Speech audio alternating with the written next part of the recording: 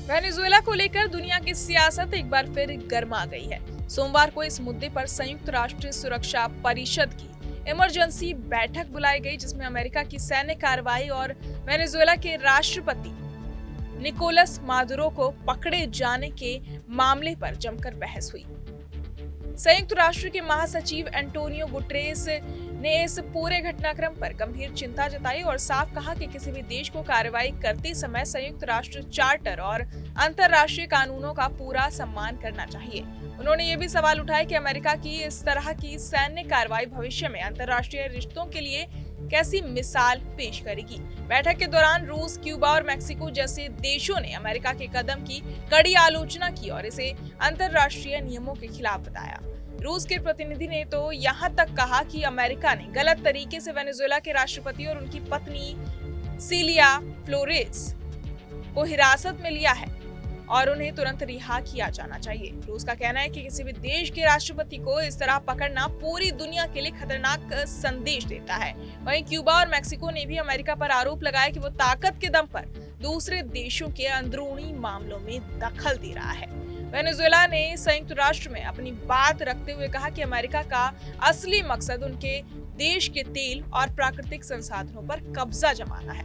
Venezuela का कहना है कि उसके पास दुनिया के सबसे बड़े तेल भंडारों में से एक है और इसी लालच में अमेरिका ने सैन्य हमला किया। चिली ने भी अमेरिका की कार्रवाई की आलोचना करते हुए कहा कि इससे अंतर्राष्ट्रीय स्तर पर गलत उदाहरण बनेगा और भविष्य में बड़े देश छोटे देशों पर इसी तरह दबाव बनाते रहेंगे। दूसरी तरफ अमेरिका के कुछ करीबी सहयोगी देश इस मुद्दे पर उसके साथ खड़े नजर आए। अर्जेंटीना, ब्रिटेन और लातविया जैसे देशों ने अमेरिका की कार्रवाई को सही ठहराया और कहा कि मादुरो पर गंभीर आरोप है, इसलिए ये कदम जरूरी था। अमेरिका का दावा है कि मादुरो ड्रग्स तस्करी जैसे मामलों में शामिल हैं और उनके खिलाफ पुख्ता सबूत मौजूद हैं। अमेरिकी सेना ने शनिवार तड़के वेनेजुएला में कार्रवाई करते हुए राष्ट्रपति मादुरो और उनकी पत्नी को हिरासत में लिया और दोनों को न्यूयॉर्क ले जाया गया, जहां मादुरो पर ड्रग्स तस्करी से जुड़े आरोपों में मुकदमा चलाया जा रहा है।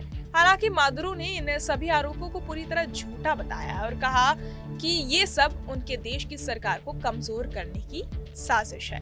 उनका कहना है कि अमेरिका लंबे समय से वेनेजुएला की चुनी हुई सरकार को गिराने की कोशिश कर रहा है और अब उसने खुलकर सैन्य ताकत का इस्तेमाल कर दिया है। इस पूरे मामले ने दुनिया भर में बहस छेड़ दी है कि क्या किसी देश को दूसरे देश के राष्ट्रपति को पकड़ने का हक है और क्या ये अंतर्राष्ट्रीय कानून के दायरे में आता है। संयुक्त राष्ट्र सुरक्षा परिषद की बैठक में साफ दिखा कि इस मुद्दे पर दुनिया दो गुटों में बटी हुई है।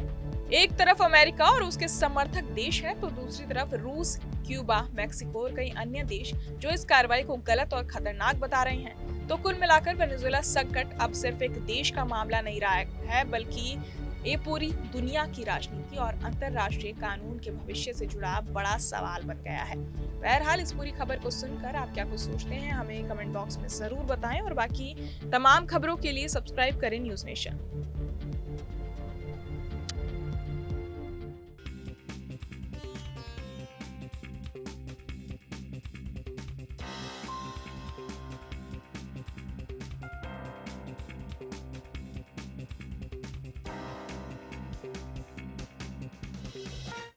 आपके मोबाइल पर तुरंत आएगी ब्रेकिंग न्यूज। स्क्रीन पर सबसे पहले दिखेगी बड़ी खबर। देश दुनिया की हर खबर एक जगह। अब आपके मोबाइल पर तुरंत फटाफट इंस्टॉल कीजिए न्यूज़ नेशन ऐप और रखिए खुद को अपडेट।